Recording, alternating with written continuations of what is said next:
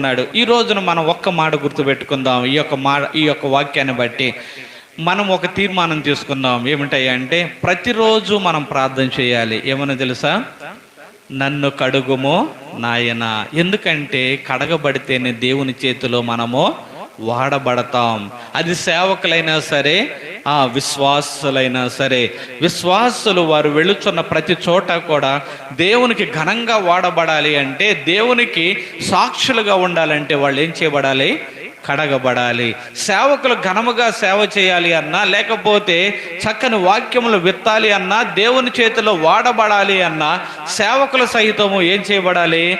కడగబడాలి. విశ్వాసులు కడగబడాలి, సేవకులు కడగబడాలి, దేవుని యొక్క సంఘము కడగబడాలి. కడగబడినప్పుడు, దేవుని యొక్క పరిశుద్ధ రక్తములో కడగబడినప్పుడు అవేమవుతారు? దేవుని చేతిలో బలముగా వాడబడతాయి. హల్లెలూయా.